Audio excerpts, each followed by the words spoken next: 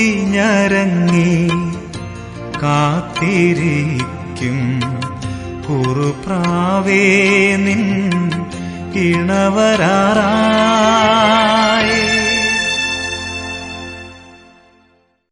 നമ്മുടെ നാട്ടിലെ പോലെ ബെട്രോത്തൽ കഴിഞ്ഞിട്ട് ഓരോരുത്തരും അവരവരുടെ വഴിക്ക് പോകുകയല്ല.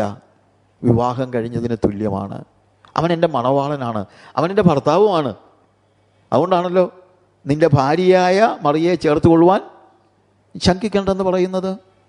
യെസ്, കർത്താവ് എന്നെ കണക്കാക്കുന്നത് അവൻ്റെ മണവാട്ടിയായിട്ടാണ്, അവൻ്റെ കാന്തയായിട്ടാണ്.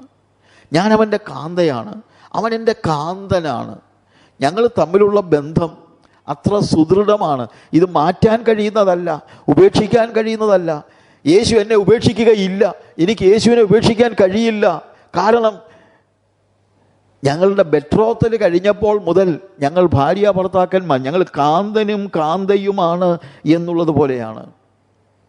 സ്ഥലം ഒരുക്കിക്കഴിഞ്ഞാൽ ഞാൻ വീണ്ടും വരും, ആർപ്പ് വിളിയോടെ വരും, വന്ന് നിങ്ങളെ എൻ്റെ, അവിടെ എഴുതിയിരിക്കുന്നത്, ഞാൻ പോയി നിങ്ങൾക്ക് സ്ഥലം ഒരുക്കിയാൽ ഞാൻ ഇരിക്കുന്ന ഇടത്ത് നിങ്ങളും ഇരിക്കേണ്ടതിന് പിന്നെയും വന്ന് നിങ്ങളെ എൻ്റെ അടുക്കൽ ചേർത്തുകൊള്ളൂ. ഹോ, ഇതൊക്കെ വായിച്ചു കഴിയുമ്പോൾ എൻ്റെ കർത്താവേ, ഞാൻ ചോദിച്ചോട്ടെ, ഇതൊക്കെ നിർജീവമായി ഇരുന്ന് വായിക്കാൻ നമുക്ക് പറ്റുമോ? നമ്മുടെ ഹൃദയം തുടിക്കുന്നില്ലേ?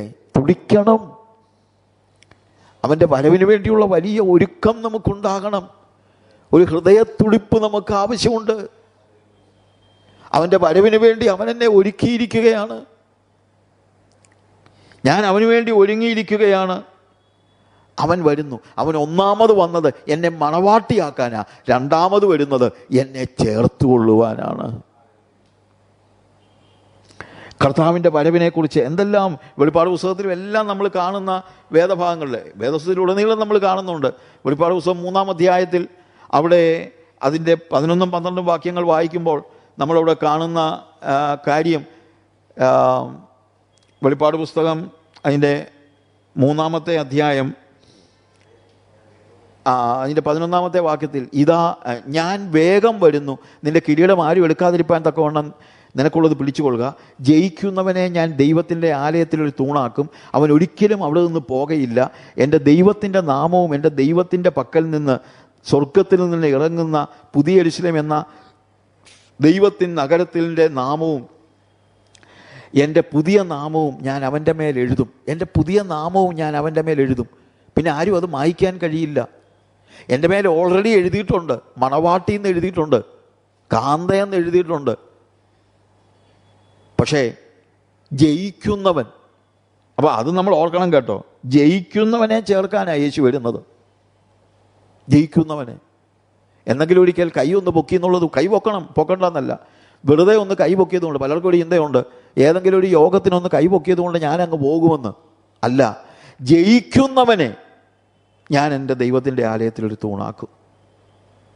പ്രിയമുള്ളവരെ, അതാണ് ഒരുക്കം, കർത്താവിൻ്റെ വരവിന് വേണ്ടിയുള്ള ഒരുക്കം. ജയിക്കുന്നവൻ.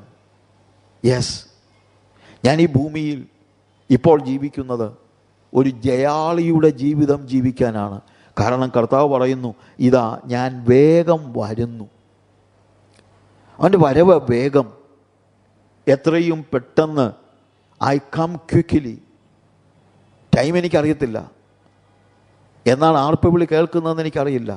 പക്ഷെ ഒന്നെനിക്കറിയാം, അവൻ വരുന്നത് എന്നെ ചേർക്കാനാ. അതെനിക്ക് നന്നായിട്ടറിയാം. വെളിപ്പാട് പുസ്തകത്തിൽ എൻ്റെ 22-ാം അധ്യായം വായിക്കുമ്പോൾ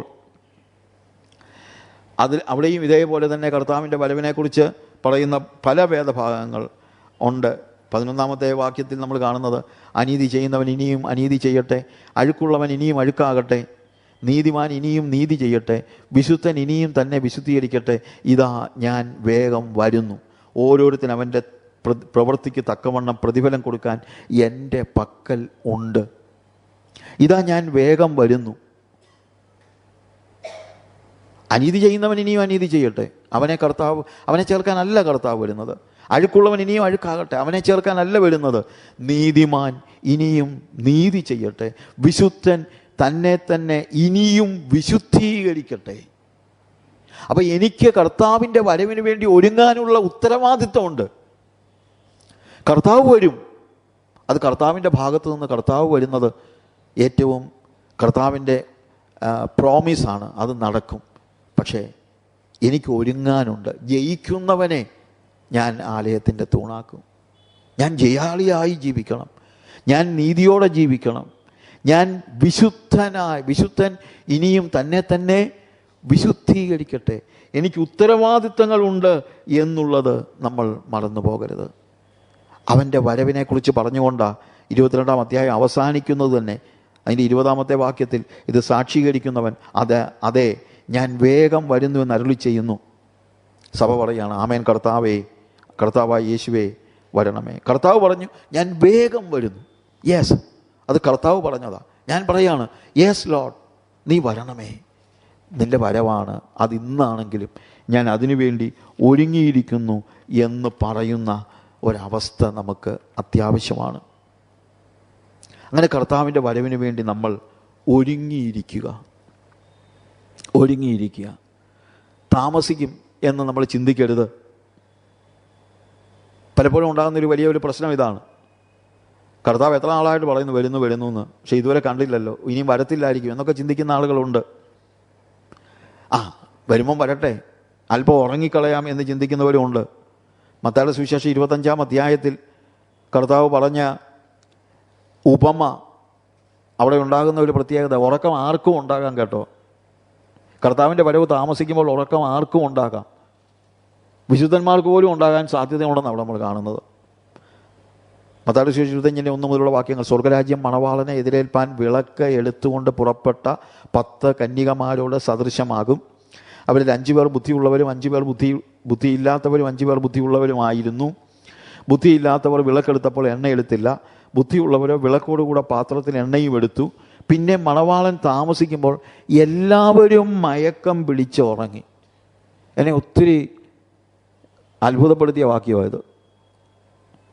ബുദ്ധിയില്ലാത്തവർ മാത്രമല്ല ഉറങ്ങിയത്, എല്ലാവരും മയക്കം പിടിച്ച് ഉറങ്ങി. കാര്യം മണവാളൻ താമസിക്കുന്നു. ഇന്ന് സംഭവിക്കുന്ന പ്രശ്നം അതാ. മണവാളൻ്റെ വരവ് താമസിക്കുമ്പോൾ നമ്മൾ ചിന്തിക്കുന്നത്, വരുമായിരിക്കും, എപ്പോഴാണെന്ന് അറിയത്തില്ലല്ലോ, ഉറങ്ങാം, ഇച്ചിരി നേരം ഉറങ്ങാം. കർത്താവിൻ്റെ വരവ് താമസം എന്ന് ചിന്തിച്ച് ഉറങ്ങരുത് എന്നുള്ളതാണ് അവിടെ കാണുന്നത്. അർദ്ധരാത്രിക്കോ മണവാളൻ വരുന്നു, അവനെ എതിരേൽപ്പാൻ പുറപ്പെടുവിനെന്ന ആർപ്പുവിളി ഉണ്ടായി. ഞാൻ പറഞ്ഞ യഹൂദ പശ്ചാത്തലം നിങ്ങൾക്ക് മനസ്സിലുണ്ടല്ലോ. അർദ്ധരാത്രിയിലാണ് വന്നത്. 10 മണിക്കല്ല, ഉച്ചയ്ക്ക് വന്നില്ല, വൈകുന്നേരം വന്നില്ല, രാത്രി വന്നില്ല, അർദ്ധരാത്രിക്ക്. എപ്പോൾ വേണമെങ്കിലും കർത്താവ് വരാം, എപ്പോൾ വേണമെങ്കിലും. പക്ഷേ നമ്മൾ ഉറങ്ങാൻ പാടില്ല. അവനെ എതിരേൽപ്പാൻ പുറപ്പെടുവീൻ എന്ന ആർപ്പുവിളി ഉണ്ടായി.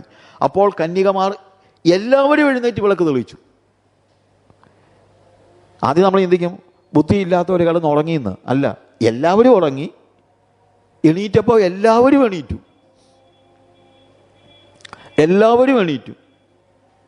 എല്ലാവരും എഴുന്നേറ്റ് വിളക്ക് തെളിയിച്ചു. എന്നാൽ ബുദ്ധിയില്ലാത്തവർ ബുദ്ധിയുള്ളവരോട്, ഞങ്ങളുടെ വിളക്ക് കെട്ടുപോകുന്നെന്ന്. എന്നറിയാമോ? എണ്ണ എടുത്തില്ല, എണ്ണ അതിനകത്ത് ഒഴിച്ചിട്ടില്ല. നിങ്ങളുടെ എണ്ണയിൽ കുറേ ഞങ്ങൾക്ക് തരുവീനെന്ന് പറഞ്ഞു. ഇത് ഒരുക്കമാണ്. കർത്താവിൻ്റെ വരവിന് വേണ്ടി കാത്തിരിക്കുമ്പോൾ മണവാളനെ എതിരേൽക്കാനുള്ള ഒരുക്കം നമുക്കുണ്ടാകണം. അത് എണ്ണയല്ല അതിനകത്തെ വിഷയം. ഇതിന് ഒത്തിരി വ്യാഖ്യാനങ്ങൾ നമുക്കുണ്ട്. പക്ഷെ വേറൊരു കാര്യമുണ്ട്, അവർ കർത്താവിൻ്റെ വരവിനെ അത്ര സീരിയസ് ആയിട്ട് എടുത്തില്ല. വരുമ്പോൾ ആരോടെങ്കിലും കടം വാങ്ങിക്കാം എന്നൊക്കെയല്ലേ അവർ ചിന്തിച്ചത്. ഒന്ന് ആലോചിച്ച് നോക്കിയേ. കുറച്ച് എണ്ണയോട് എടുത്തായിരുന്ന വല്ല കുഴപ്പമുണ്ടായിരുന്നു. അത് സാരമില്ലെന്നേ, കർത്താവ് വരട്ടെ, വരുമ്പോൾ പെട്ടെന്ന് നമുക്ക് ഇച്ചിരി കടം വാങ്ങിക്കാമെന്ന് ചിന്തിച്ചു. അതിലൊക്കത്ത് പോയി ഓടിപ്പോയി വാങ്ങിക്കാമെന്ന്, അങ്ങനെയൊക്കെ ചിന്തിച്ച് കടം വാങ്ങിക്കാമെന്ന്. ഇല്ല, അവിടുന്നും ഇവിടുന്നും വാങ്ങിക്കാൻ പറ്റുന്നതല്ല ഈ എണ്ണ. അത് നമ്മൾ മനസ്സിലാക്കണം. നമ്മൾ എപ്പോഴും ഒരുക്കമുള്ളവരായിരിക്കണം. ഞാനവിടെ വാക്യങ്ങളെല്ലാം അവിടെ വായിക്കുന്നില്ല. കർത്താവ് വന്ന അവർ വാങ്ങുവാൻ പോയപ്പോൾ മണവാളൻ വന്നു. ഒരുങ്ങിയിരുന്നവർ അവനോടുകൂടെ കല്യാണ സദ്യക്ക് ചെന്നു, വാതിലടയ്ക്കുകയും ചെയ്തു. അതിന് ശേഷം മറ്റേ കന്യകമാർ വന്നു, ഞങ്ങൾക്കും തുറക്കണമെന്ന് പറഞ്ഞു. കർത്താവ് പറഞ്ഞു, എനിക്ക് നിങ്ങളെ അറിയത്തില്ല എന്ന് സത്യമായിട്ട് നിങ്ങൾ പറയുന്നു. ആകയാൽ നാളും നാഴികയും നിങ്ങൾ അറിയായിക കൊണ്ട് ഉണർന്നിരിപ്പീൻ. എപ്പോഴും ഉണർന്നിരിപ്പീൻ.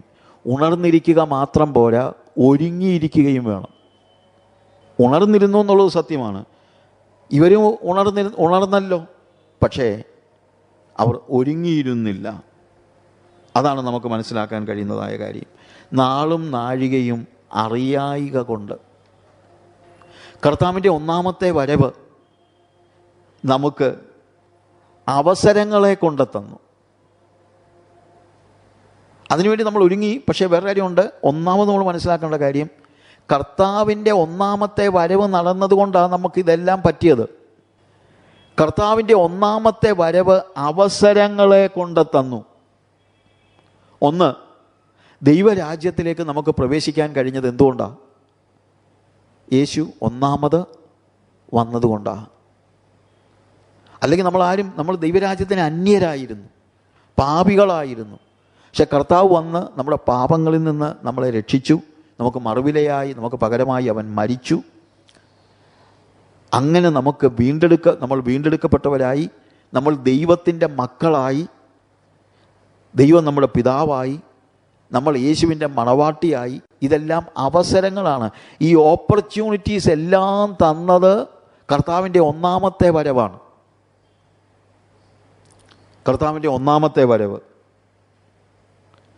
ഇന്ന് ഇപ്പോൾ നമ്മൾ യേശുവിൻ്റെ മണവാട്ടിയാണ്. ദൈവ സംസർഗത്തിൽ നമ്മൾ ജീവിക്കുകയാണ്. ദൈവ സംസർഗത്തിൽ നമ്മൾ ജീവിക്കുന്നു. റോമാലേഖനം നമ്മൾ വായിക്കുമ്പോൾ 6-ാമത്തെ അധ്യായത്തിൽ അതിൻ്റെ 8 മുതലുള്ള വാക്യങ്ങൾ വായിക്കുമ്പോൾ നാം ക്രിസ്തുവിനോട് കൂടെ മരിച്ചുവെങ്കിൽ അവനോടുകൂടെ ജീവിക്കുമെന്ന് വിശ്വസിക്കുന്നു. ക്രിസ്തു മരിച്ചിട്ട് ഉയർത്തെഴുന്നേറ്റിരിക്കാൻ ഇനി മരിക്കയില്ല. മരണത്തിന് അവൻ്റെ മേൽ കർത്തൃത്വമെന്ന് നമ്മൾ അറിയുന്നുവല്ലോ.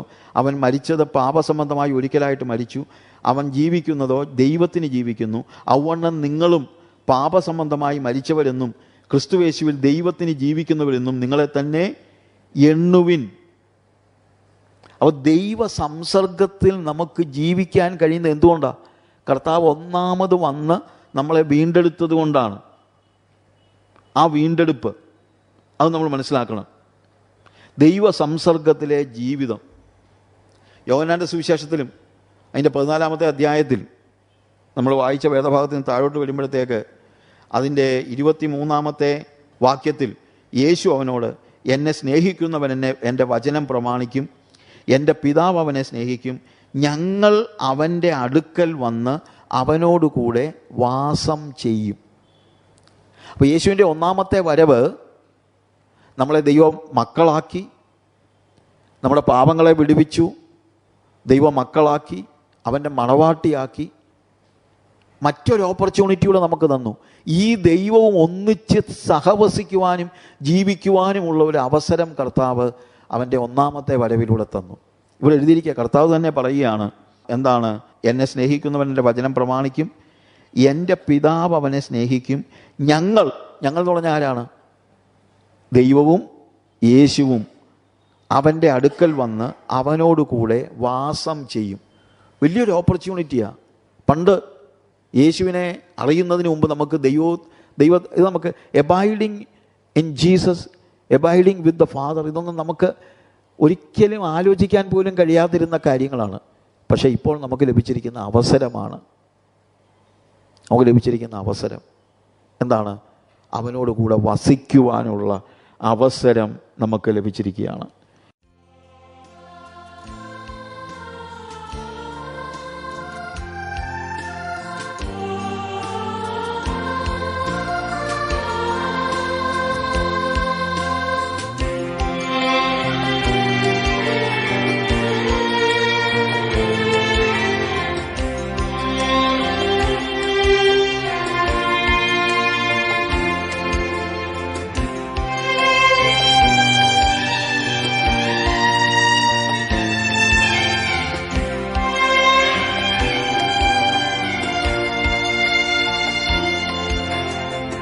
കുറുകി ഞരങ്ങി കാത്തിരിക്കും കുറുപ്രാവേ നിൻ ഇണവരാറായി.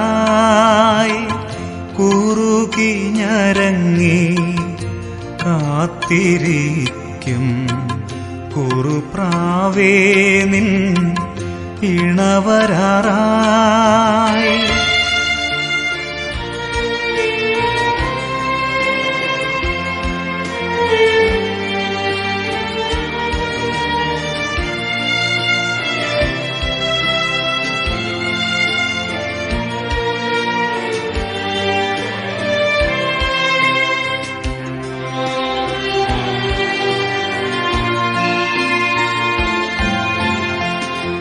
ആരും മരുവിൽ ഒരു തുണയില്ലെന്നൊരു ഉരുവും നീ നിനയരുതേ. ആരും മരുവിൽ ഒരു തുണയില്ലെന്നൊരു ഉരുവും നീ നിനയരുതേ. ഒരുക്കാൻ പോയി വരുമെന്നുരച്ചോൻ കരുതിയതെല്ലാം നിനക്കല്ലയോ. ഒരുക്കാൻ പോയി വരുമെന്നുരച്ചോൻ കരുതിയതെല്ലാം നിനക്കല്ലയോ. കുറുകി ഞരങ്ങി കാത്തിരിക്കും കുറുപ്രാവേ നിൻ ഇണവരാറായി.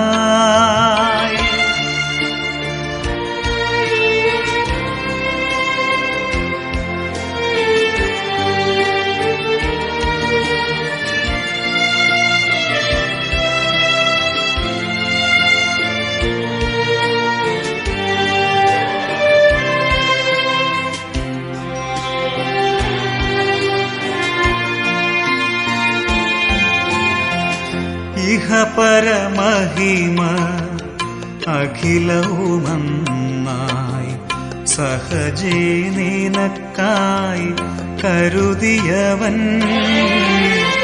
ഇഹപരമഹിമ അഖിലവുമന്നായി സഹജേ നിനക്കായി കരുതിയവൻ.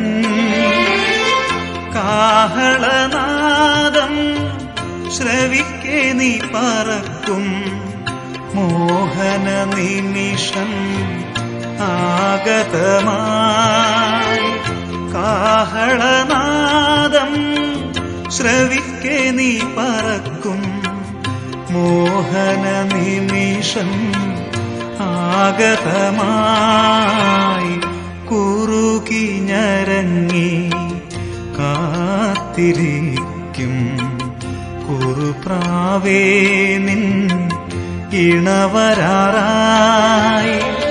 കുറുകി ഞരങ്ങി കാത്തിരിക്കും കുറുപ്രാവേ നിൻ ഇണവരാറായി.